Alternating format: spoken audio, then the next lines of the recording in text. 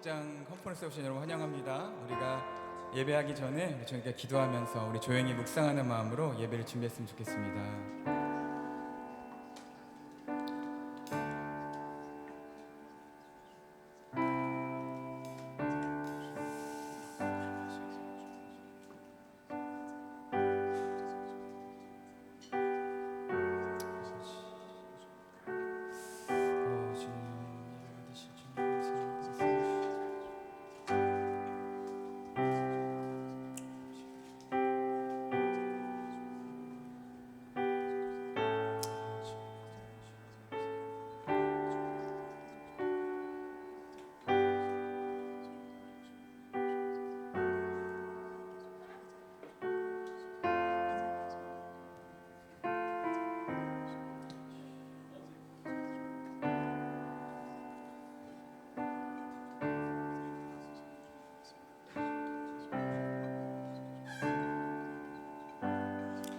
할렐루야, 반갑습니다.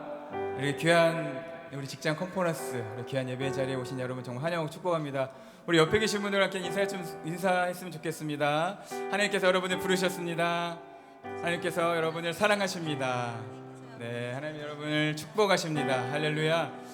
얼마나 귀한 자리인지 모르겠습니다. 여의도의 우리 직장인들 정말 각 일터에서 직장에서 치열하게 전쟁 같은 생활을 하시다가 정말 오늘 이렇게 귀한 자리 직장 컨퍼런스 가운데 예배 자리에 모였습니다.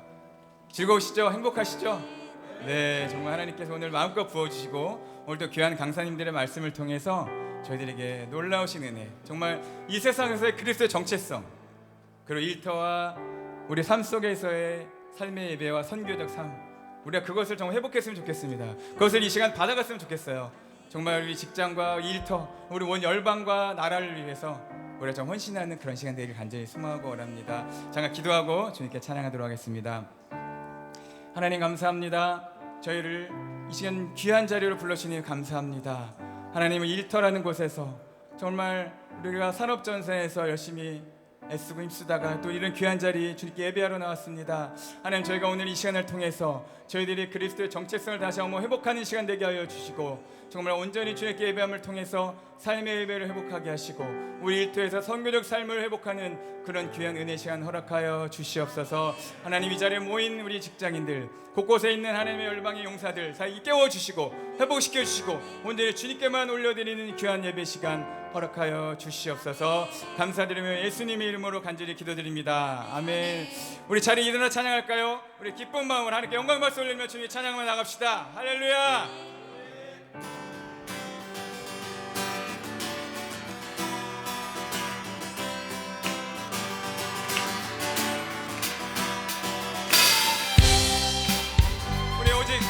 주님만을 바라보며 나갑시다. 우리 삶의 모든 것을 내려놓고 오직 주님만을 바라보는 시간 나가기 원합니다. 나의 시선, 나의 마음을 향할 때 자꾸 초라한 모습과 두려움뿐이네. 나의 시선을 당신께 돌릴 때 비로소 내 맘. 우리 다시 한번 고백합시다. 나의 시선이 나의 마음을 향할 때 자꾸 초라한 모습과 두려움뿐이네. 나의 시선을 당신께 돌릴 때 비로소 내 맘 편안해. 비로소 내 맘 편안해. 비로소 내 맘 편안해. 아멘. 할렐루야.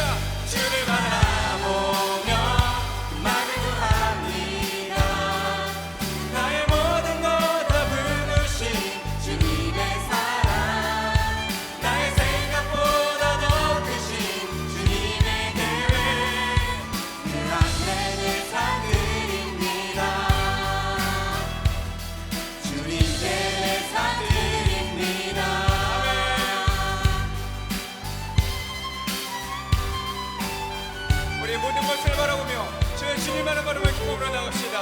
주님, 이 자리에 함께하여 주시옵소서.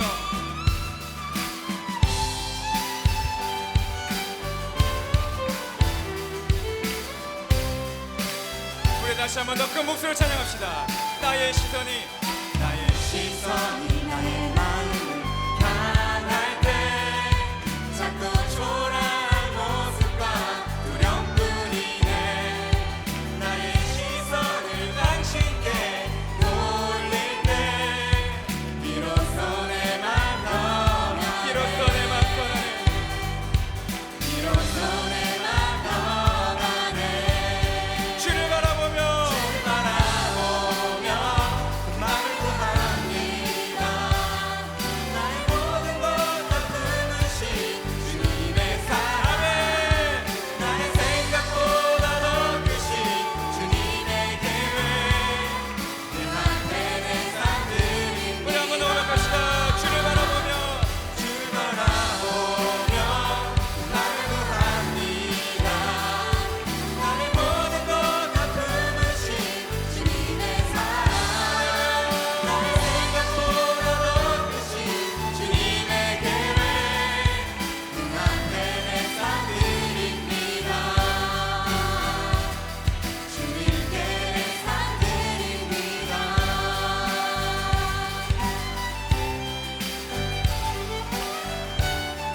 우리 시선을 주님께 돌릴 때 우리 주님께서 이제 함께 하실 수 있습니다. 믿으십니까? 네.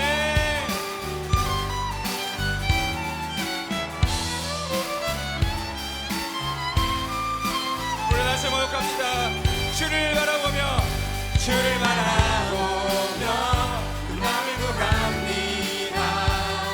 나의 모든 것 다 품으신 주님의 사랑, 나의 생각보다 더 크신 주님의 계획, 그 앞에 내 삶 드립니다.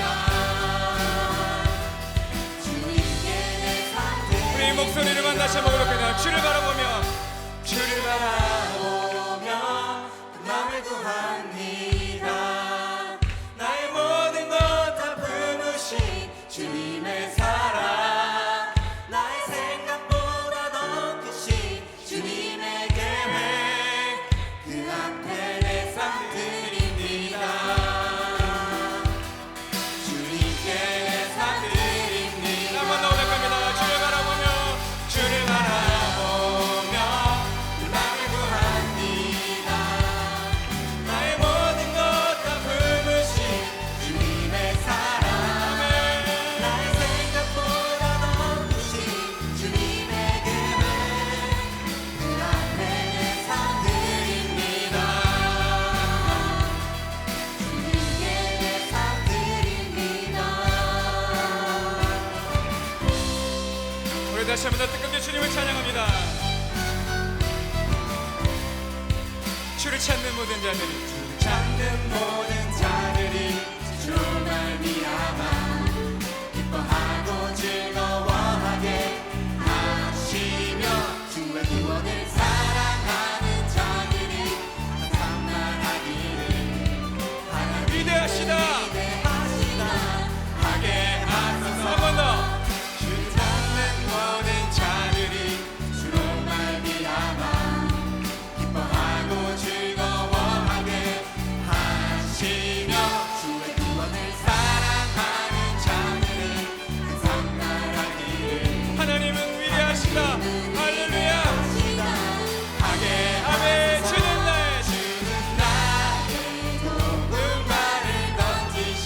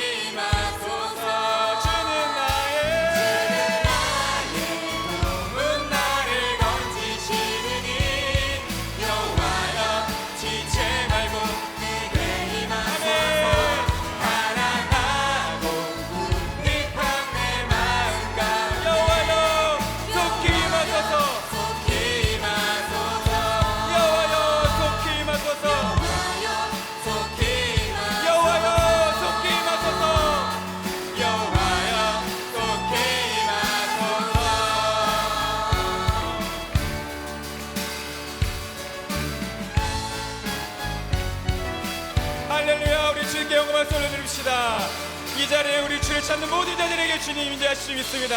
할렐루야. 주님을 찬양합니다.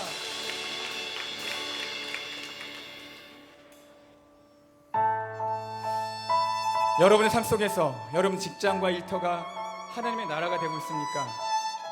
우리가 다시 한번 고백해 봅시다. 내 직장, 내 일터가 하나님의 나라인가? 오늘 이 찬양 가운데, 우리 예배 가운데, 오늘 컨퍼런스 가운데 내가 이제 고백하겠습니다. 내가 선포하며 나아가겠습니다. 주의 나라가 임재하여 주시옵소서. 내 직장과 일터가 주의 나라가 되게 하여 주시옵소서. 우리 고백하는 말로 이제 예배 찬양하도록 하겠습니다. 주의 나라가 임할 때 하나님 임재하실 때 예배가 회복되며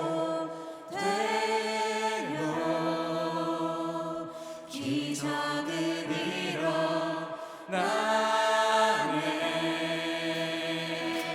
전능하신 영원하신 주 영원하신 능력의 통치자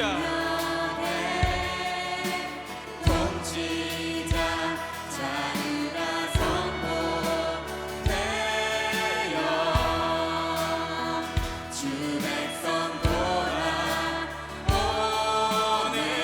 하나님 나라 임하소서. 아멘. 영광과 영광과 존귀 능력과 위엄 놀라운 사랑의 기적의 하나님 지금 이곳에 오소. 하나님 나라 임하소서. 하나님 나라 임하소서. 영광과 존귀 능력과 위엄 놀라운 사랑의 기적의 하나님 기적의 하나님 지금 이곳에 오소. 즐겁고 위대하심을 높고 위대하심을 크게 외쳐 선포하네. 만왕의 왕 주 하나님 지금 오소서. 우리 두 손을 높이 들고 주 높고 위대하심을 높고 선포하며 나갑시다. 이 자리에 주님 임재하여 주시옵소서. 크게 외쳐 선포하네. 아멘. 만왕의 왕 주 지금 오소서. 지금 우리 다시 한 번 더 뜨겁게 고백합니다. 주 높고 위대하심을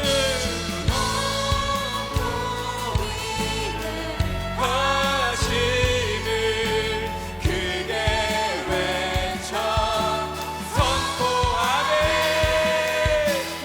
만왕의 왕 주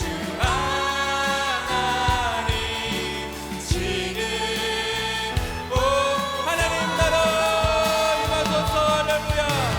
님 나라 임하소서. 바로 이곳에 이 자리에 영광과 정의를 임재하여 주시옵소서. 능력과 위엄 놀라운 사랑의 기적의 하나님 지금 이곳에 하나님 나라 임하소서. 하나님 나라 임하소서.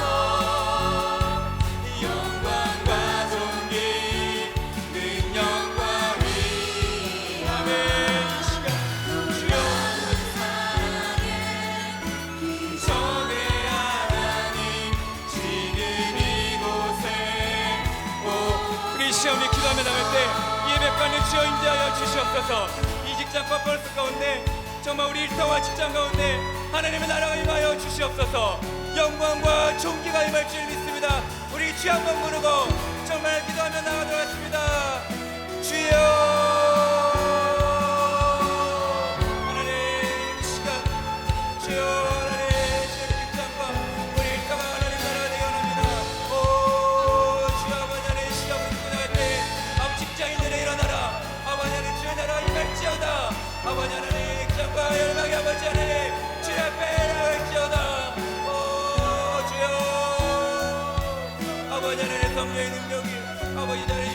주시옵시고 아버지 놀라우신 능력으로 다스려 주시옵소서. 아버지 하나님 오늘의 말씀을 듣고 변화되고 우리의 뵙되어져서 놀라시는 오늘 거여 주시옵소서. 오직 주님 앞에 믿음으로 나갑니다. 주여 인자여 주시옵소서.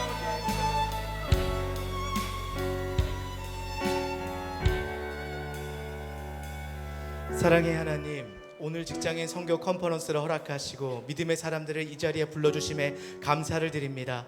하나님, 이 자리에 있는 모든 직장인들이 단지 직업을 가진 사람이 아니라 일터로 파송받은 선교사임을 깨닫게 하여 주시옵소서.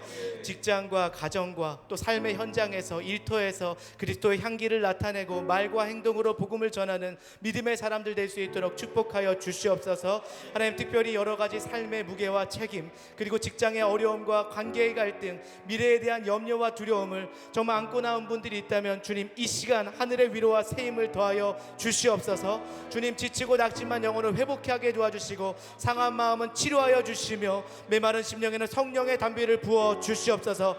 하나님, 오늘 이 시간 단순히 강의와 행사가 아니라 살아계신 하나님을 만나 뵈옵는 귀한 시간 될 수 있도록 인도하시고 다시 믿음 가운데 일어날 수 있는 힘과 용기를 더하여 주시옵소서. 특별히 우리와 함께 하시는 강창희 장로님과 박종문 선교사님, 또 국명호 담임 목사님 말씀과 간증 가운데 성령께서 함께 하셔서 듣는 모든 이들의 마음 가운데 믿음과 소망을 심어주시고 직장 속에서 어떻게 그리스도인으로 살아가야 되는지 분명한 방향을 얻게 도와 주시옵소서. 하나님, 특별히 여기 모인 우리들에게 하나님의 은혜를 더하시고 위로와 평안과 회복과 치유와 또 새 힘을 더하여 주시옵소서. 모든 영광 하나님께 올려드립니다. 예수님의 이름으로 간절히 기도합니다. 아멘. 하나님께 영광의 박수 올려드리겠습니다. 감사합니다. 모두 자리에 편안하게 앉아주십시오. 오늘 이렇게 참 우리가 믿는 자로서 또 각기 일터에 있는데 믿는 사람들이 이렇게 모이다 보니까 참 거룩한 모임이 된 것 같습니다. 우리는 그리스도이고 또 세상에 살고 있지만 세상 속에 빛나는 빛과 소금인 줄 믿습니다. 여러분들이 그 맛을 내게 하고 빛을 발할 때 정말 우리나라가 변하고 사회가 변하며 가정이 변하고 교회가 변화될 줄 믿습니다. 우리 옆 사람을 보면서 당신이 빛과 소금입니다. 당신이 빛과 소금입니다. 아멘. 오늘 특별히 LG 신우회에서 이렇게 엘워십 찬양단이 나오셔가지고 은혜롭게 찬양을 해주셨는데요. 우리 박수 한번 주시기 바랍니다. 모든 영광 하나님께 올려드리겠습니다. 감사합니다. 참 이렇게 우리가 믿는 자로서 살아가고 있는데 각기 현장에서 하나님의 영광을 드러내시는 여러분들 되시길 바랍니다. 또 하나님께서 은혜를 부어주신다면 이번이 1회가 되어서 내년에는 더 의미 있는 모임으로 모일 수 있도록 하겠습니다. 특별히 오늘 이 자리에 이렇게 모든 귀한 분들이 오신다고 하셔가지고 CTS 기독교 또 TV에서 김도영 사장님께서 오셨습니다. 바쁘신 중에도 또 축하의 말씀 전해주러 오셨는데요. 오실 때 한번 박수 한번 보내주시기 바랍니다. 네, 당단에 와주시기 바랍니다.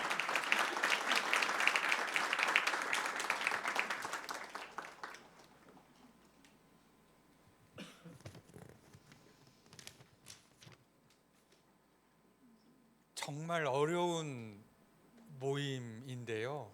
이 귀한 모임을 세미나를 허락해 주신 하나님께 먼저 영광 돌립니다. 할렐루야. 네, 반갑습니다. 저는 CTS 기독교 TV 김도영 사장입니다. CTS에 합류하기 전에 SK에서 오랫동안 근무했습니다. 그때 직장인 선교회, 예배, 신우회 계속 활동했었고요. 그래서 얼마나 이 신우회가 귀한지, 그리고 직장이라는 기업이라는 그 조직 안에서 개인의 신앙과 그리고 그 일터 사역과 하나님 나라 확장을 위해서 기도하고 공부하고 또 함께 활동하는 이 모임이 얼마나 귀한지 저도 조금은 알고 있습니다. 그리고 특히 이렇게 연합으로 해서 함께 모인다는 것이 쉽지 않은데요. 정말 귀한 자리인 것 같습니다. 이런 귀한 모임을 자리를 또 마련해 주시고 기도해 주신 여의도 침례교회 국명호 목사님께 감사 말씀 드립니다. 그리고 또 감사할 것이 오늘 두 분의 강창희 장로님과 박종문 선교사님 정말 귀하신 분들이신데요. 오늘 처음으로 저도 뵙고 인사드렸습니다. 오늘 아마 두 분의 이런 나눔으로 저희들이 좀 더 풍성해지지 않겠나 싶습니다. 이런 귀한 모임에 저희 CTS 기독교 TV 늘 함께 하겠습니다. 그리고 필요하실 때 언제든지 연락 주시면은요, 저희들 미디어를 통해서 여러분들이 하시는 사역들 많은 사람들이 공유할 수 있도록 또한 열심히 노력하겠습니다. 귀한 자리 축하드립니다. 고맙습니다.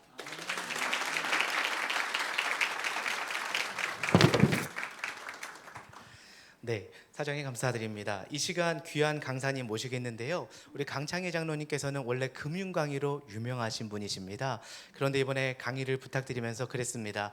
장로님, 여기 모인 분들은 다 금융의 전문가들이신데 장로님이 만난 예수님을 전해주시고 또 직장과 삶 가운데서 예수님을 어떻게 나타내고 그리스도인으로 살았는지를 나타내 주십시오라고 했는데 장로님께서 정말 고민하시면서 내가 위기 가운데 만나고 역경 가운데 만난 하나님, 그리고 내가 정말 이 삶 가운데 어떻게 그리스도인으로 살아갈지에 대해서 고민하시면서 원고를 바꾸시면서까지 이 자리에 오셨습니다. 장로님께서는 54년 동안 금융 현장에서 일하시면서 신앙인으로 살아오셨고 현재도 경제와 금융과 교육을 통해서 선한 영향력을 나누고 계십니다. 그리고 장로님께서는 저희 교회 원로 장로님으로서 늘 겸손하세요. 제가 90도로 인사하시면 장로님은 더 한 120도로 인사하셔가지고 서로 인사하실 때마다 늘 겸손함을 뵐 수 있는데 우리 강 장로님 나오실 때 열화와 같은 박수 한번 주시기 바랍니다.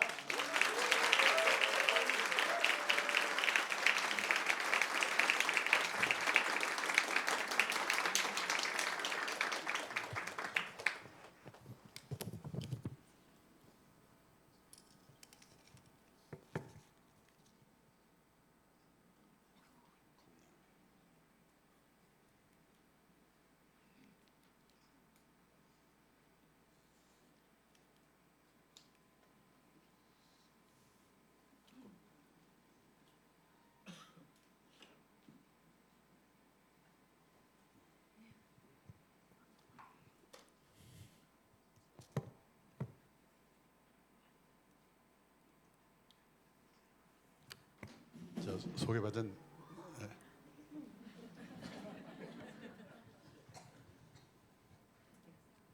소개받은 강창입니다. 제가 컨닝을 해야 되기 때문에 안경을 끼겠습니다.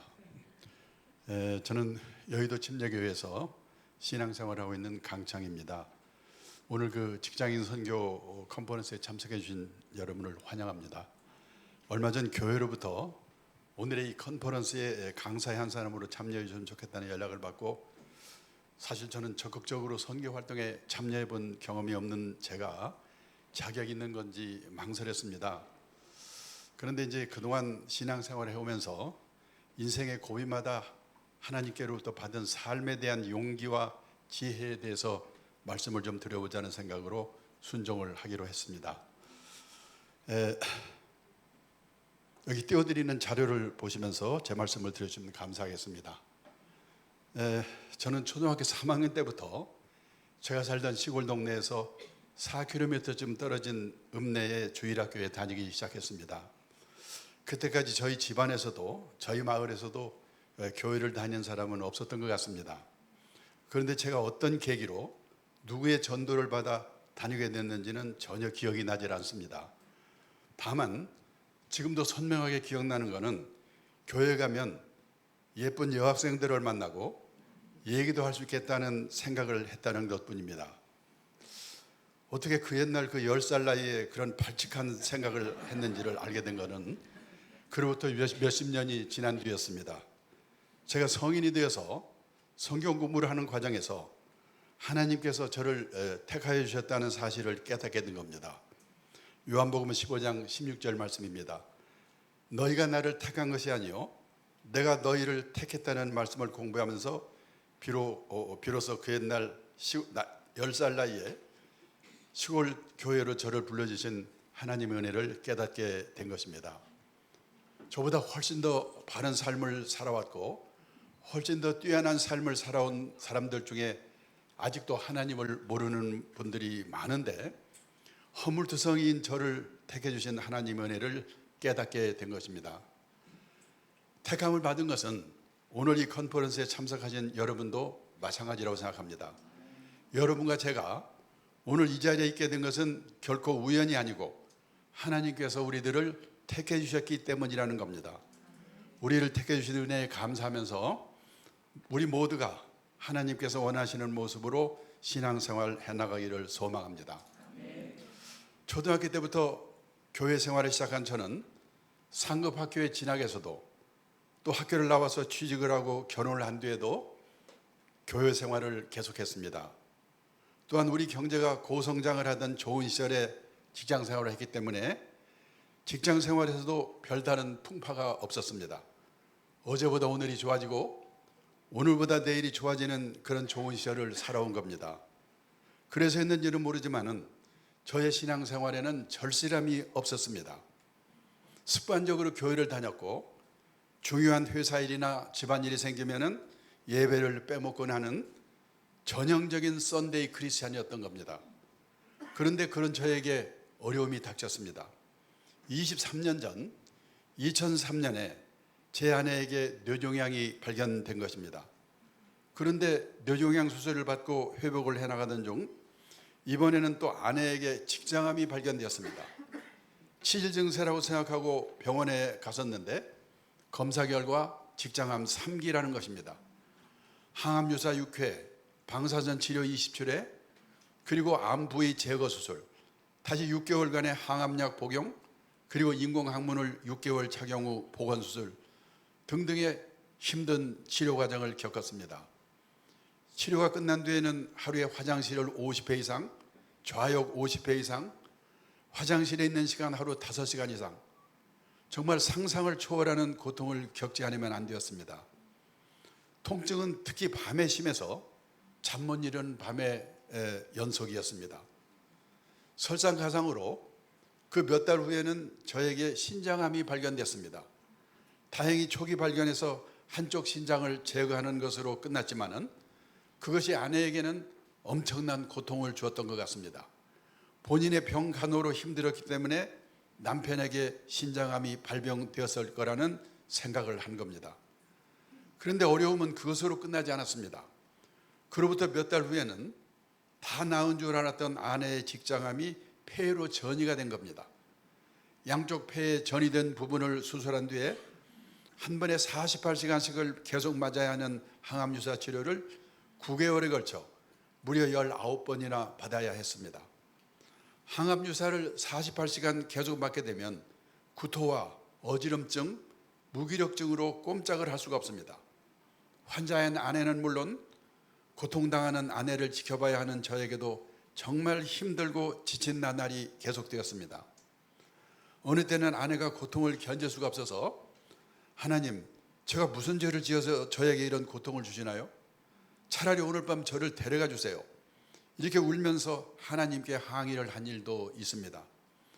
그런데 그 고통의 시간에 하나님께서 저희 부부를 찾아주셨습니다. 당시 저희 부부는 저녁 시간에 설교 방송이나 설교 테이프를 듣는 습관이 있었는데 하루는 시편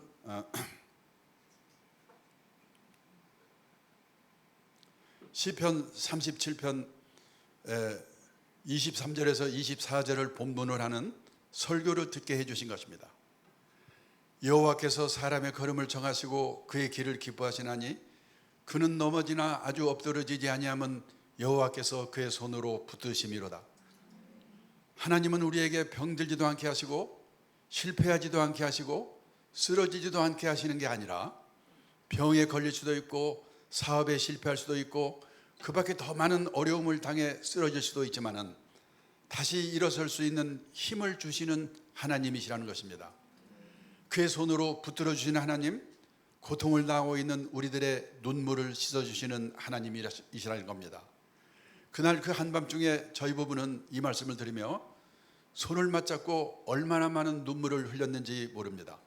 그리고 얼마나 큰 삶의 용기를 얻었는지 모릅니다.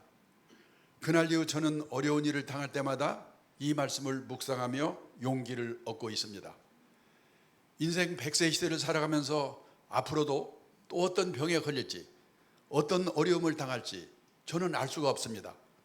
그러나 저는 비록 넘어지더라도 하나님께서 그의 손으로 붙들어 주신다는 이 말씀에 의지하여 어려움을 극복해 나갈 수 있다고 믿고 있습니다. 평생 갖가지 병으로 시달리던 일본의 크리스천 소설가 미우라 아야코 여사의 신앙 고백 글을 읽은 일이 있습니다. 병들지 않고서는 드리지 못할 기도가 따로 있고 믿을 수 없는 기적이 따로 있으며 들을 수 없는 말씀이 따로 있다. 이런 고백입니다. 이 신앙 고백은 바로 저희 부부의 신앙 고백인 겁니다. 저희 부부가 긴 투병 생활을 하면서 받은 더 큰 은혜는 그동안 소홀히 했던 하나님의 말씀을 열심히 더 공부하고 실천해야겠다는 깨달음을 얻은 것이었습니다.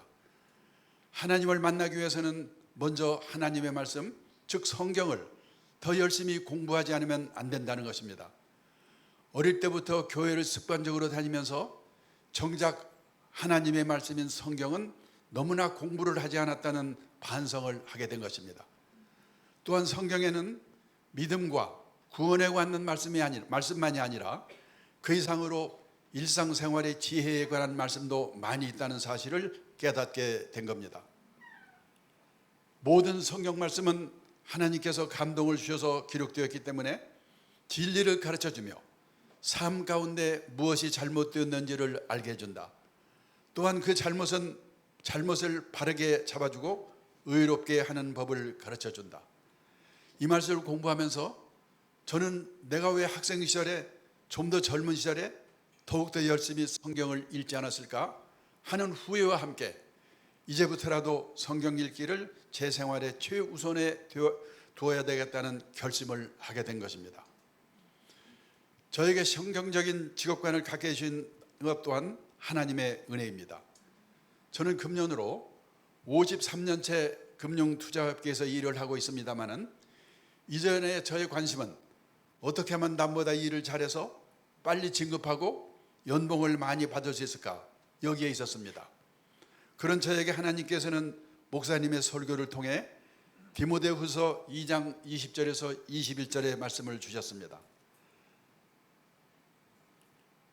큰 집에는 은그릇과 금그릇뿐 아니라 금그릇과 은그릇뿐 아니라 나무그릇과 질그릇도 있어서 어떤 그릇은 특별히 귀하게 쓰는 그릇도 있고 어떤 그릇은 평범하게 쓰이는 그릇도 있지만 하나님 앞에서는 자신을 깨끗하게 구별하기만 하면 금그릇이든 싸구려 질그릇이든 예외 없이 하나님의 귀한 그릇으로 쓰임을 받게 된다는 말씀입니다.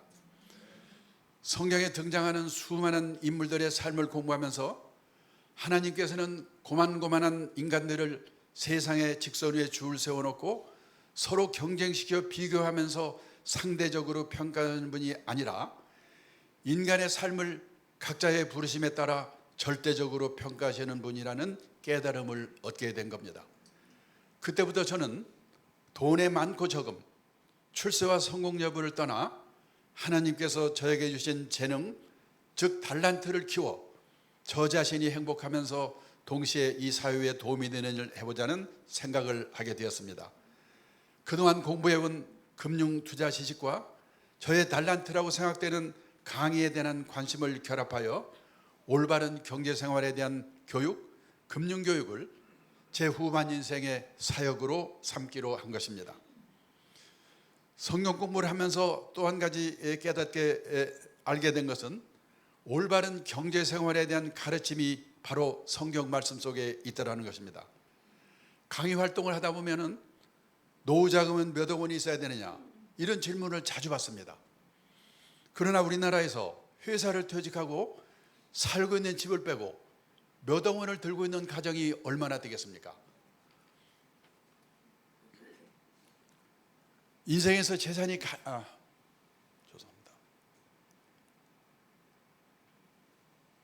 인생에서 재산이 제일 많을 때는 퇴직 직전 50대라고 합니다. 통계청 자료에 의하면은 50대 가구의 가구당 보유 자산 현황을 보면은 총 자산은 평균 6억 6천만 원입니다. 근데 여기에서 부채, 차입금 평균 1억 1천만 원을 빼게 되면은 순자산은 5억 5천만 원입니다. 50대 후반에 재산이 5억 5천만 원 있으면 그럭저럭 먹고 살 수가 아닌가 이렇게 생각할 수 있습니다. 근데 문제는 5억 5천만 원 중에서 살고 있는 집을 포함한 부동산이 4억 6천만 원입니다. 가용 쓸 수 있는 순금융자산은 4억 6천만 원밖에 안 됩니다. 죄송합니다. 9천만 원밖에 안 됩니다. 어떻게 9천만 원으로 30년, 40년 살겠습니까? 그러니까 초조한 나머지 단기간에 재산을 2배, 3배로 불려보겠다는 재테크가 지금 온 나라를 휩쓸고 있습니다. 오죽하면 서울에서 특파원으로 근무하다 귀국한 한국 외국 언론인이 저에게 이런 말을 하는 겁니다. 한국 사람들은 돈을 버는 방법에는 너무나 열심인데 퇴직 후 생활비가 모자라면 절약하거나 일을 하여 맞춰 사는 방법을 생각하고 생활비가 충분하면 아름답게 쓰는 방법을 생각해야 되는데 그런 공부는 너무나 안 되는 것 같다. 그 사람의 얘기입니다.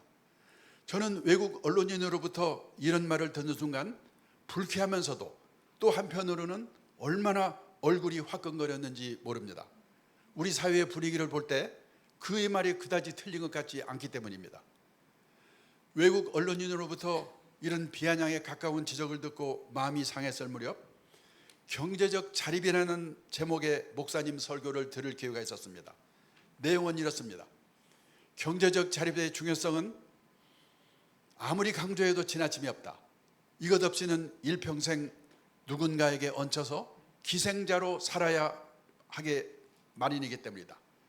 그러나 오해하지 말아야 할 것은 여기서 말하는 경제적 자립이란 돈을 버는 능력의 배양만을 뜻하는 게 아니다. 성경이 일깨워주는 경제적 자립이란 주어진 경제적 상황에 자기 자신을 맞춰넣는 능력을 기르고 갖추는 것이다. 하나님께서는 우리가 우리에게 주어진 경제적 상황에 우리 자신을 맞출 줄 아는 성경적 자립인이 되기를 원하신다. 그래서 2000년 전 신앙의 선배 사도 바울은 다음과 같이 고백했다. 빌립보서 4장 11절에서 13절 말씀입니다. 내 처지가 힘들어서 이렇게 말하는 것은 아닙니다. 나는 내가 가진 것에 만족하고 있으며 어떠한 환경에서도 감사하는 법을 배웠습니다. 가난을 이겨낼 줄도 알고 부유함을 누릴 줄도 압니다. 배부를 때나 배고플 때나 넉넉할 때나 궁핍할 때나 어떤 형편에 처해서도 기뻐하고 즐거워합니다. 내게 능력 주시는 그리스도를 통하여 나는 모든 것을 할 수 있습니다. 바울 사도는 경제적으로 풍부할 때도 있었고 말할 수 없이 궁핍할 때도 있었지만 그 어떤 상황에서도 교만이나 비굴에 빠짐없이 주어진 경제적 상황에 자신을 적용하는 능력을 길렀습니다.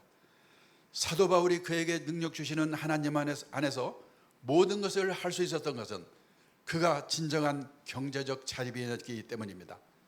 저는 이 설교 말씀을 들으면서 바울 사도가 그랬던 것처럼 저 또한 풍족한 역경 속에서도 교만에 빠지지 않고 비천에 처했을 때도 비굴해지지 않는 비결을 배우도록 노력해야겠다는 생각을 하게 되었습니다. 그리고 제가 생각하고 있는 경제교육, 금융교육 활동에서 중산층에 대한 개념부터 바르게 정립시켜야겠다는 생각을 하게 되었습니다. 우리 모두가 중산층이 되려 합니다. 다만 우리나라의 중산층 기준은 주로 남의 눈을 의식하는 기준입니다.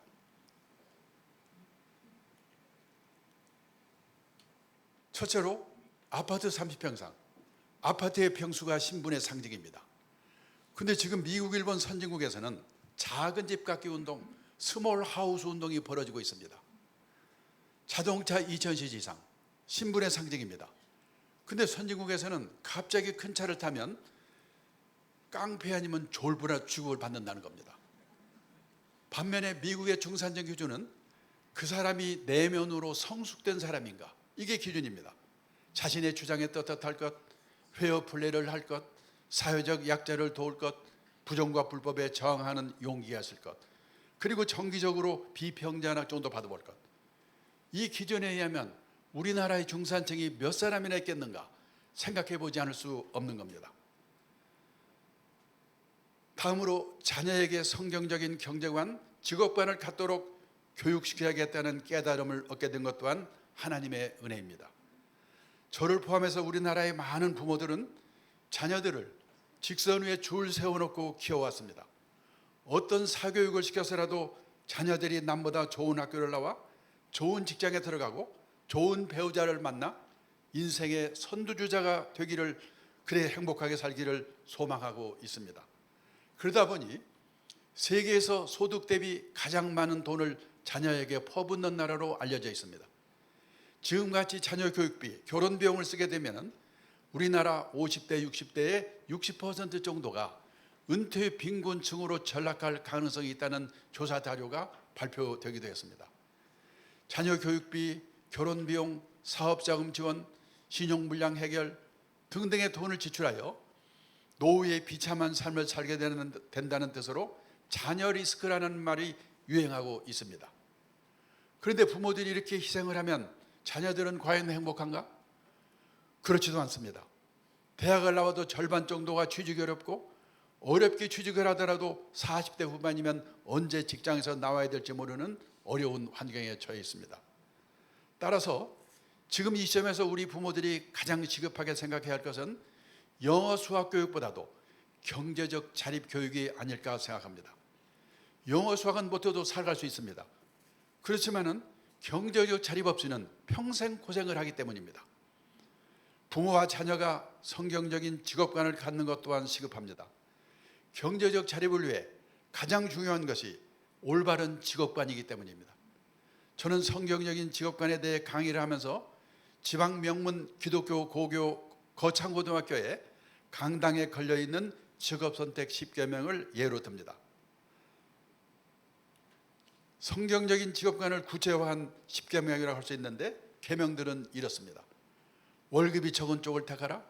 이제 월급은 회사나 나라가 주는 게 아니고 내가 남다른 주특기가 있어가지고 적은 금액이라도 회사를 옮겨서라도 오래오래 다녀야 된다는 겁니다. 내가 원하는 곳이 아니라 나를 필요로 하는 곳을 택하라. 모든 것이 갖추어진 곳을 피하고 처음부터 시작해야 하는 곳을 택하라.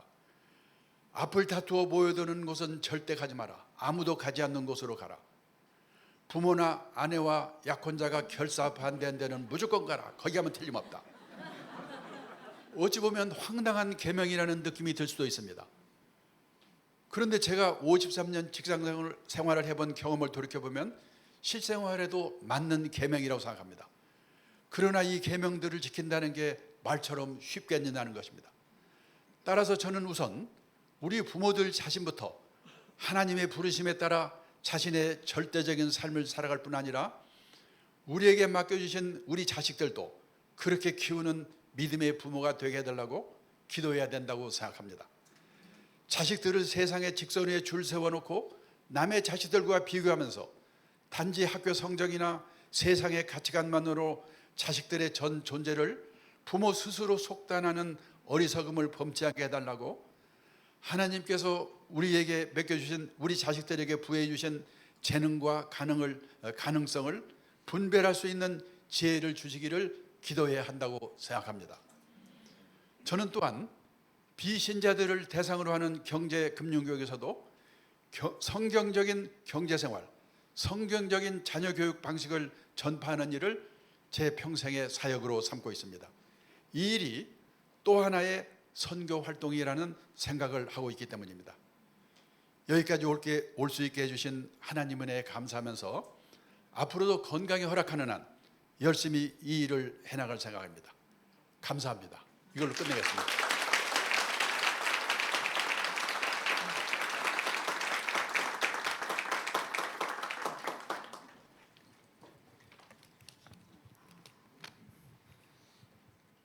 네, 감사합니다.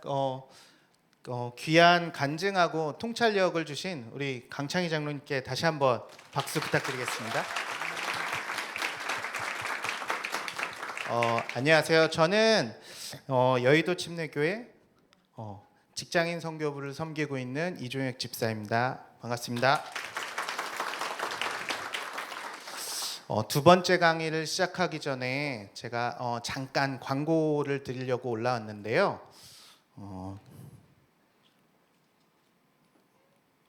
광고 좀 띄워주시겠습니까? 요거 말고 다른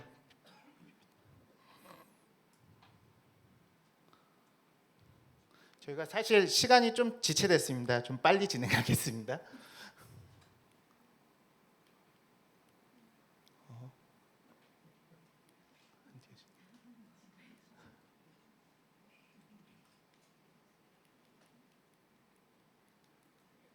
그냥 일단 말로 하겠습니다. 먼저 저희 직장인 선교부를 좀 소개하려고 했는데요. 나왔네요. 저희 직장인 선교부는 여의도 및 인근 지역의 직장인 복음화와 신우의 활성화를 위해서 사역하고 있습니다. 저희가 이 컨퍼런스를 준비하면서 많은 신우에 좀 연락을 해봤는데 안타깝게도 코로나 이후에 많은 신우회들이 활동을 안 하고 있다는 얘기를 많이 들었습니다. 지금 혹시 그 신우회 활동을 다시 이제 시작을 하고 싶거나 혹시 이끌어갈 목회자가 필요하신 분들은 저희 교회가 이제 아낌없이 지원을 해드립니다.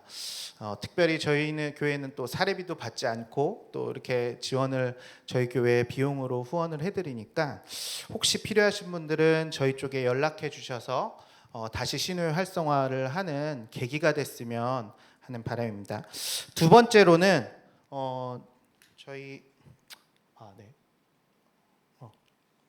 두 번째 저희 오늘 귀한 자리를 같이 함께한 그 BBB 선교단체를 저희가 소개해 드립니다. 그 직장인 선교회는 일터 분교를 통해서 직장인들을 제자로 양육하는 초교파 직장인 선교단체입니다.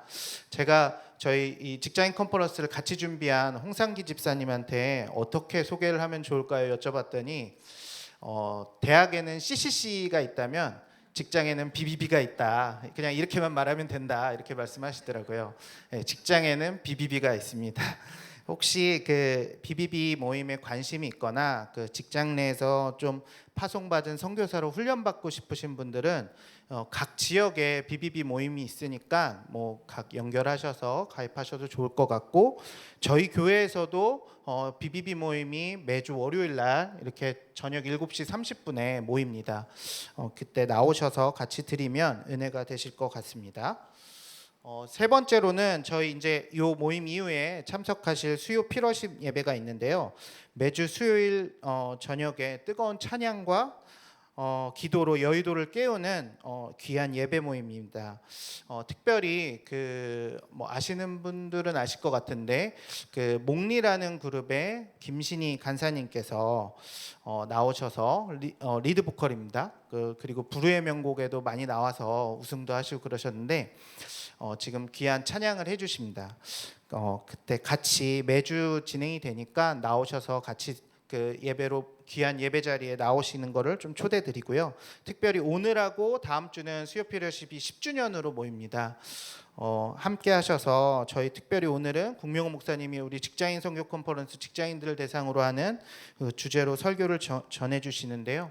함께 하셔서 귀한 은혜의 자리에 함께 하시면 좋겠습니다.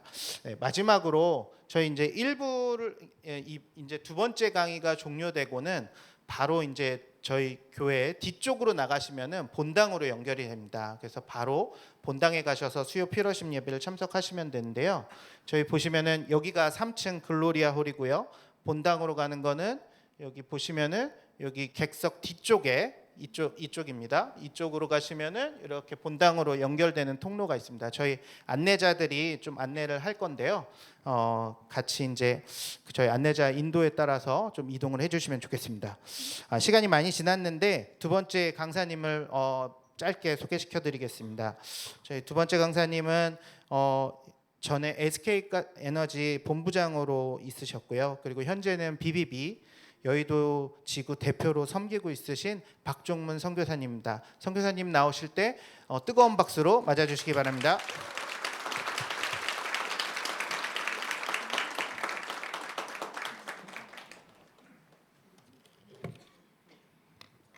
포인트를 이렇게 써야 돼가지고 이쪽에서 하겠습니다. 반갑습니다. 오늘 여러분과 함께 직장에서 어떻게 살아야 되나라고 하는 부분을 제가 같이 좀 나누도록 그렇게 하겠습니다. 저는 지금 현재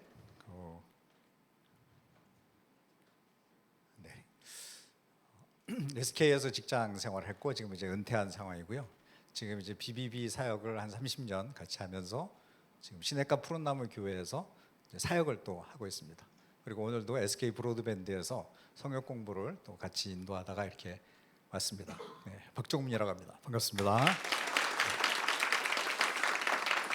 제가 좀 시작하면서 이 사진을 한번 보고 시작하고 싶은데 이거는 언제 볼 수 있는 사진일까요? 그렇죠. 네, 지금은 저런 사진이 AI를 통해서 많이 만들 수 있는데 사실 저 사진이 굉장히 오래된 사진이거든요. 그래서 누군가 저 사진을 일부러 찍은 거예요. 저건 어디서 관 속에 들어가서. 그래서 이렇게 생각을 한 거죠. 우리가 한번 생각해 보자. 한번 살다가 우리 인생을 마무리 짓는데 당신은 저 때 무슨 생각할 겁니까? 이미 우리는 죽었기 때문에 생각할 수는 없겠지만 이제 우리가 생각을 한번 해보자는 거죠. 그래서 우리 인생을 어떻게 살아야 되나 고민을 좀 해보는 시간이었으면 좋겠는데 우리가 어디서 살지 무엇을 할지 그런 것 중에서 굉장히 중요한 게 맨 마지막에 있는 무엇을 위해서 살 것인가 이거를 한번 생각하지 않고 살다 보면 정신없이 직장생활 하시잖아요. 막 그렇게 지나다 보면 5년, 10년 가다 보면 난 지금 뭘 위해서 어떻게 살았지? 이렇게 생각할 수 있으니까 우리가 이참에 한번 좀 생각해 봤으면 좋겠다. 저기 홍상기 우리 집사님, 여기 집사님이고 우리 비비비의 형제님인데 형제님한테 배운 겁니다. 제가 이거 평생 어디 가서 제가 써먹는데 여러분도 꼭 기억하셨다가 써먹으면 아주 좋습니다. 특별히 직장에서 전도할 때 야 3S가 있대 이렇게 시작해 보세요. 자, 그래서 우리 인생에 3단계가 있는데요. 첫 번째 뭐냐면 생존을 위한 인생이에요. 그렇죠? 우리가 직장을 가지고 공부를 했던 이유는 내가 먹고 살기 위해서 이 세상을 살아가야 되니까 대부분의 경우가 생존을 위해서 살다가 두 번째로 우리 강 장로님이 말씀해 주셨는데 나도 직장에서 빨리 성공하고 싶었고 돈을 많이 벌고 싶었다. 이걸 뭐냐면 성공이라 그러죠. 그래서 모든 사람들이 사실은 다 저기에 걸려 있을 거예요. 그죠? 아마 여러분들 잘 생각해 보면 나도 빨리 경제적인 독립을 하고 싶어. 나도 좀 남들보다 좀 큰 집을 갖고 싶어. 아까 말씀하신 대로 저 노후에 돈이 좀 많이 생기면 되게 여유롭지 않을까라고 하는데 사실은 저기에 우리가 머물러 있다면 세상 사람과 우리가 다를 바가 없다는 거예요. 그래서 옛날에 통계를 좀 해봤습니다. 그랬더니 직장인들이 당신이 돈이 얼마가 있으면 부자라고 생각합니까? 네, 전문가 앞에서 제가 번데기를 잡아야 되는데 자, 여러분 얼마면 부자라고 생각했을까요? 꽤 오래된 통계인데요. 134억이 나왔습니다. 우리나라 직장인들이 그래도 한 134억 정도 이게 평균입니다. 그 정도는 가져야 부자지. 자, 여러분 다 부자신가요? 네, 그렇게 따지면 우리 모두는 다 아마도 한두 명 빼고는 다 나는 부자가 아니구나. 성공하지 못했구나. 아까 장로님이 되게 좋은 장표를 하나 보여주셨어요. 우리나라의 중산층은 다 뭐와 관련돼 있어요? 그렇죠. 돈과 관련돼 있습니다. 대한민국이 되게 돈의 무게중심이 많이 가 있다 이런 생각이 든 거예요. 근데 크리스찬도 그러면 돈의 무게중심이 가면 되느냐 할 때 세 번째 S는 사실 그렇게 많이 쓰는 단어 아는데 시그니피컨스라는 단어입니다. 저거는 의미 있는 삶으로 가야 돼요. 자, 우리가 성공에 매여져 있으면 아까 성공 134억을 벌어야 성공이라고 생각한다 그랬잖아요. 그러면 나는 계속 성공에 머물러 있으면 내가 하나님을 왜 믿을까? 내가 성공하기 위해서 믿는 거예요. 하나님의 축복을 받아서 더 돈 많이 벌기 위해서 그런 게 아니라 우리의 삶은 어디로 넘어가야 되냐면 의미 있는 삶으로 넘어가야 된다. 자, 그래서 의미 있는 삶을 살려면 굉장히 중요한 단어가 정체성과 삶이에요. 나는 누구인가? 그리고 내게 어떤 사명을 주셨나? 나를 부르시는 누구인가? 이 생각을 해봐야 된다는 거예요. 그래서 그러려면 성경으로 돌아가야 되잖아요. 우린 다 예수 믿는 분들이니까 성경에서 하나님의 나의 정체성을 뭐라 그러고 내가 뭘 하기를 원하시는가라고 하는 게 창세기에 나옵니다. 자, 그래서 사람을 창조한 목적에서 보면 하나님이 이 세상을 다스리게 하자 이런 표현을 쓰셨어요. 다스리게 할 사람으로 만들기 위해서 우리를 창조하셨다 이렇게 된 거거든요. 그러니까 우리는 하나님의 대리 통치자라는 거예요. 그래서 우리를 통해서 하나님이 이 피조 세계를 대신 너네가 내 대신 잘 통치해 줬으면 좋겠어. 자, 통치하는 사람을 뭐라고 부르나요? 우리가 왕이라고 부릅니다. 그렇죠? 그래서 하나님은 아담을 왕으로 만들었고 우리도 그의 후손으로 왕 같은 제사장. 그래서 우리도 왕인 거예요. 그러니까 우리가 지금 뭘 해야 되냐 하면 하나님의 형상을 가진 정체성을 가지고 내게 있는 그곳에서 하나님을 대리해서 통치를 잘하라는 거예요. 자, 그게 먼저 나에게 적용을 하고요. 여러분의 가정에 통치를 하고 이번에 오늘 직장 선교니까 어디에 적용해야 될까요? 우리의 직장. 그래서 여러분이 계신 그 직장에 하나님의 대리 통치자로 그곳에 가서 하나님이 내게 맡겨주신 일과 내게 맡겨주신 사람들에 대해서 하나님을 대리해서 통치를 잘하는 것. 내 일을 통해서 세상을 더 이롭게 하고 사람들이 좀 더 윤택하게 살고 더 공의와 정의를 실천하고 그렇게 할 수 있도록 하라고 우리를 부르셨다는 거예요. 그래서 이거를 성경에서 뭐라 그러냐면 우리가 창조 명령이라 그럽니다. 잘 다스리라라고 하는 명령을 준 걸 창조 명령이라 그래요. 자, 그러면서 또 우리가 예수님을 믿는 분들이잖아요. 제가 시간이 있으면 하나씩 물으면서 하는데 제가 빨리빨리 하기 때문에 답을 확 공개했습니다. 자, 성경의 지식이 얼마나 되는지 적어가지고 다 알 수 있거든요. 자, 그래서 예수님이 이 땅에 남겨놨던 사복음서와 사도행전을 기준으로 보면 남겨놨던 마지막 말들만 저렇게 모아놓은 거예요. 그러니까 예수님의 유언과 같은 말이죠. 자, 그것이 가장 중요한 말일 거잖아요. 예를 들어서 어떤 사람이 죽으면서 야, 저기 서서갈비가 너무 맛있어, 너 꼭 먹어봐, 이런 말 안 하잖아요. 그러니까 마지막 말 하는 건 뭐냐면 그 마음속에 담고 있었던 가장 중요한 말을 했을 거다. 그럼 예수님의 마음속에 담겨있던 가장 중요한 말은 뭐냐 하면 다 우리가 통틀어서 이렇게 얘기하죠. 지상명령이다. 너희는 가서 모든 민족으로 제자를 삼아라. 그래서 우리에게 주어진 명령이 두 가지라는 거예요. 하나님 우리를 창조하실 때 주셨던 명령을 뭐라 그런다고요? 창조명령. 그 다음에 우리를 구속하셔서 예수님이 제자들에게 주셨던 명령, 그래도 우리가 그리스도의 제자로 살아가면서 피할 수 없는 반드시 지켜야 될 명령은 지상명령이라고 합니다. Great Commitment. 그래서 그 지상명령은 뭐냐면 가서 제자 삼아라. 근데 그 안에 보면 제자 삼기 위해서 뭘 해야 돼요? 사람들에게 복음을 전해서 그들로 하여금 세례를 받게 하라는 거예요. 자, 세례를 받는 게 뭐냐면 안 믿는 사람이 예수님을 믿어서 구원받은 사람들이 하는 게 세례잖아요. 그러니까 우리의 용어로 바꾸면 뭘까요? 전도하라는 거죠. 복음을 전해라. 아까 증인이 되라 이런 말씀하셨잖아요. 그래서 땅끝까지 내 증인이 되라. 그래서 우리가 삶의 현장 속에서 창조 명령을 잘 실현할 뿐만 아니라 그 다음에 사람들에게 복음을 전해서 그들로 하여금 세례를 받게 하고 그리스도의 제자가 돼서 하나님을 따르도록 해라. 그러면서 중요한 단어가 내게 분부한 모든 것을 가르쳐 지키게 하라. 그래, 뭘 가르쳐 지키게 하냐면 다시 창조명령으로 돌아가서 우리를 구속하셔서 하나님은 이 어그러지고 잘못된 세상을 하나님의 대리 통치자로 잘 통치하기를 원하시는구나. 그런 것들을 하도록 우리를 부르셨다는 거예요. 자, 그래서 요한복음 17장에 보면 네 가지 전치사로 하나님이 세상과 우리의 관계를 말씀하셨는데 예수님이 이렇게 말씀하셨어요. 너희가 세상을 떠나지 않았으면 좋겠다. 세상 속에 살아야 된다. 아까 지상명령과 같은 말이죠. 그러면서도 세상에 살지만 세상에 속해서는 안 된다. 쉬운 일인가요? 어려운 일인가요? 어렵습니다. 그리스도의 제자의 삶은 어렵습니다. 구원은 어렵습니까? 쉽습니까? 쉽습니다. 예수님 믿기만 하면 되니까. 그러나 그리스도의 제자의 삶은 매우 어렵습니다. 그러므로 여러분이 내가 정말 하나님의 예수님의 제자로 살기 위해서 이 땅에 살아야 돼요. 그래서 우리가 직장에 가 있는 거예요. 그러니까 여러분이 직장에 가 있다는 것은 지상명령 성취를 위해서 50% 하고 있는 거예요. 맞죠?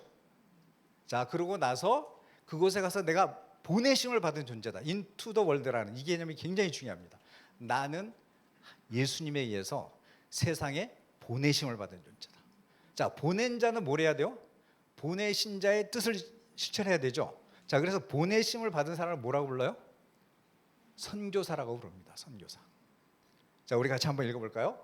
그리스도가 없는 가슴마다 선교지이고 그리스도가 있는 가슴마다 선교사이다. 자, 옆에 계신 분은 누군가요? 네, 선교사님 서로 인사하겠습니다. 선교사님 반갑습니다. 네, 선교사님이셨군요. 네, 선교사님 반갑습니다. 선교사님들 오셨습니다. 자, 선교사님들이 이렇게 많아지셔가지고 우리의 직장이 변화될 거를 믿습니다. 네, 그걸 하기 위해서 우리가 이런 컨퍼런스를 하는 거예요. 자, 그래서 우리가 초신자에게 복음을 전해서 그 다음에 그 사람들이 성장하고 제자가 되고 그 다음에 제가 3루를 비워놨습니다. 이게 제가 그 홈런 야구 그림으로 바꿔본 건데, 자, 3루는 뭘까요? 제자가 성장해서 그 다음에 거쳐가야 될 곳. 아까 지상명령과 관계되어 있습니다. 그러므로 너희는 가서 모든 민족으로 제자를 삼아. 그러니까 우리가 제자가 된 다음에 뭐 해야 돼요? 제자 삼는 사람이에요. 그걸 디사이플 메이커라고 합니다.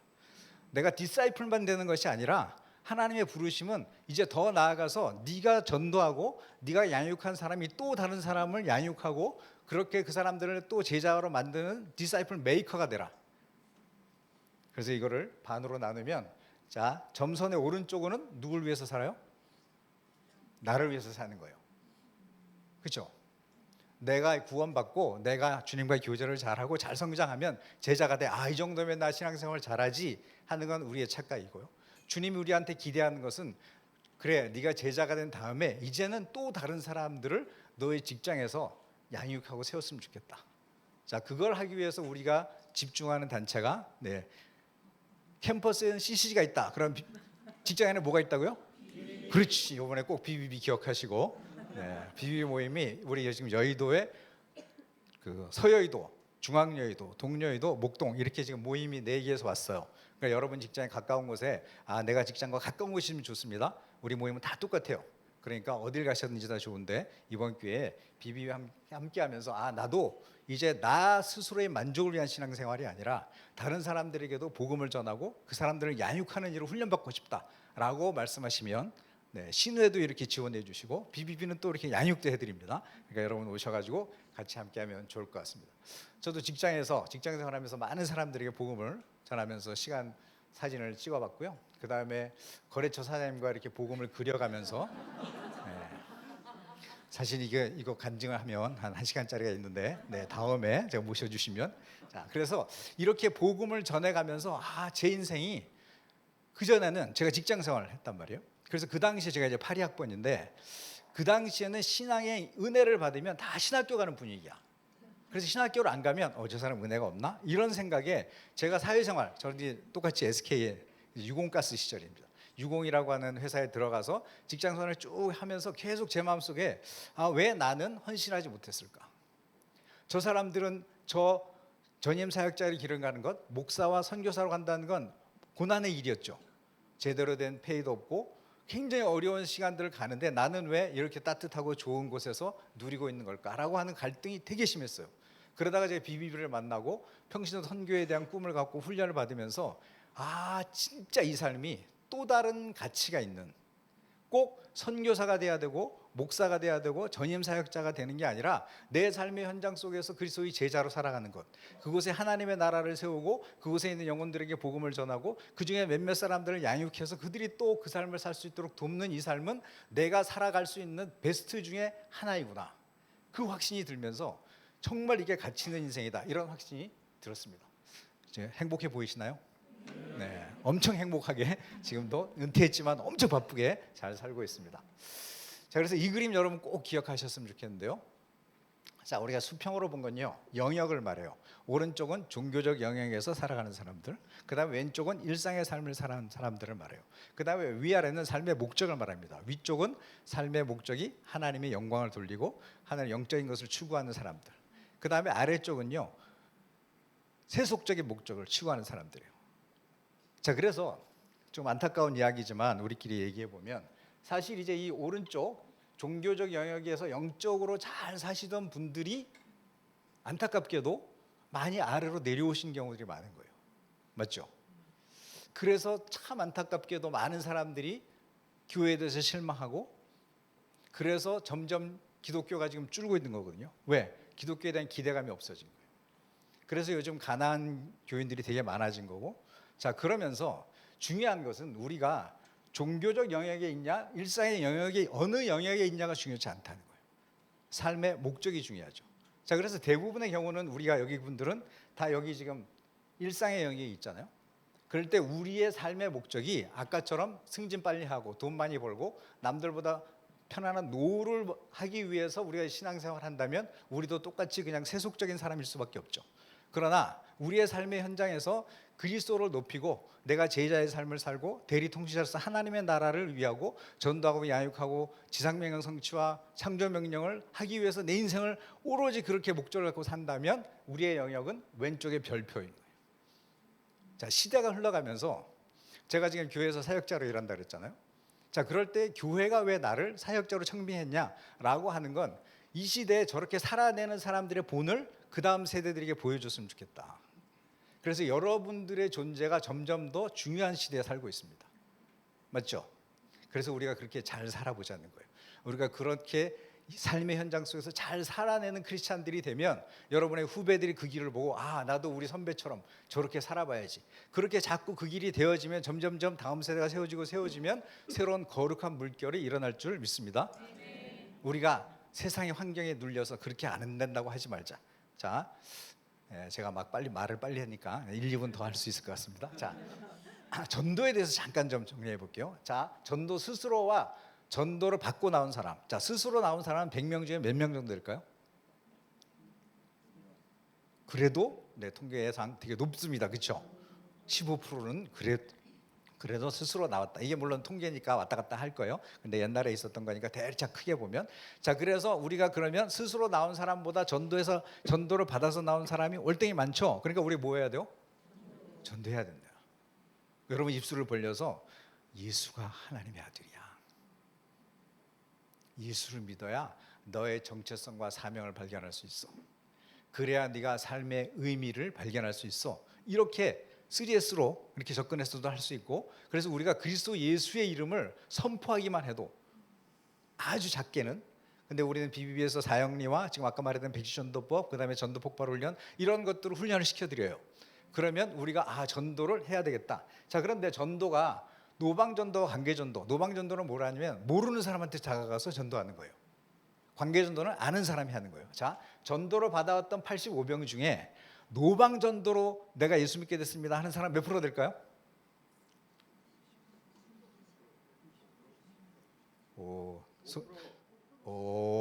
야, 시간이 흐르니까 집단 지성이 발생되나 봐요. 5%가 처음엔 10% 뭐 이렇게 들려서 여러분들이 그러더니 조금 있더니 5% 그러더니 네. 그러면 우리가 뭐 해야 돼요? 관계전도 해야 되는 거예요. 여러분이 노방전도는 한국에서는요 정말 안 되는 세상이 되어버렸습니다. 안타깝게도 여러 가지 사건 때문에 기독교에 대한 이미지가 너무 안 좋아져서 내가 예수 믿는 사람입니다. 혹시 사형리에 들어보였나 하는 순간 됐어요. 왜? 신천지도 많으니까. 그래서 전도를 누구한테 해야 돼요? 여러분의 직장 동료에게, 아는 사람들에게. 자, 그러려면 필요한 게 두 가지가 있습니다. 자, A에서 바늘을 잘 보시면 A 바늘은 날카롭지 않아요. 저 날카로운 부분을 전문용어로 미늘이라고 합니다. 미늘. 자, 미늘이 없는 바늘이에요. 그런데 저기에는 떡밥이 있어요. 자, 그러면 고기를 잡을 수 있나요, 없나요? 네, 있다고 말하는 분은 양어장을 다녀보신 분입니다. 양어장에는 바늘을 미늘이 있는 걸 쓰면 안 돼요. 고기가 상처가 나기 때문에 잡았다 놨다 해야 되기 때문에 그렇습니다. 그래서 잡을 수는 있어요. 그러나 물고기가 바닥바닥거리면 떨어져 나갑니다. 자, 그래서 A도 불안전하고 B는 더더군다나 아무것도 없죠. 그런데도 고기를 잡을 수 있다고 말하는 사람이 있어요. 뭔지 아세요? 훌치기라고 합니다. 그거를 지나가는 물고기를 그냥 확 훑쳐가지고 옆구리 터져서 나오고 이제 그런 거라 그런 거예요. 자, 그래서 저는 우리가 직장에서 전도하기 위해서 두 가지가 필요하다. 하나는 저는 왼쪽에 있는 저 떡밥을 매력적인 삶이라고 표현하고 싶어요. 여러분의 직장에서 직장 동료가 여러분을 바라볼 때, 야, 저 사람 뭔가 달라. 저 사람 곁에 가면 뭔가 좀 얘기를 하고 싶고 세상을 살아가는 방식이 다른 것 같고 굉장히 스트레스 받는데도 늘 흥얼흥얼거리고 감사가 넘친다 그러고 도대체 저 인간을 이해할 수 없다 하는 부분이 있을 때 사람들이 와서 우리에 대한 소망에 관한 이유를 묻고 싶어진 거예요. 그래서 여러분이 잘 사셔야 됩니다. 그게 직장 선교예요. 하나님 우리를 그렇게 부르셨어. 너는 세상으로 가라. 너는 그 세상에 들어가서 살되 아까 말한 대로 세상에 속하지 말고 세상에 보내심은 자답게 빛과 소금으로 다르게 살아봐라. 그럴 때 사람들은 우리한테 찾아오기를 소망하고. 자, 그런데 사람들이 찾아왔어요. 야, 넌 어떻게 이렇게 스트레스 받는 상황에서도 흥얼흥얼거려? 그랬더니 나는 원래 천성이 그래. 그러면 그 사람이 예수의 이름을 들을 기회가 없잖아요. 그럴 때 어떻게 해야 돼요? 혹시 사형리라고 들어봤니? 이러지. 혹시 너 백지전도법 한번 해볼 테니까 들어볼래? 이렇게 우리가 복음에 대해서 날카롭게 준비하고 있으면 그냥 교회 와라 정도는 어린아이도 할 수 있어요. 그렇죠? 그런데 여러분 직장인들은 지성인들이잖아. 그러면 조금 훈련을 받고 준비가 돼 있으면 언제든지 내게 복음이 잘 준비돼 있어.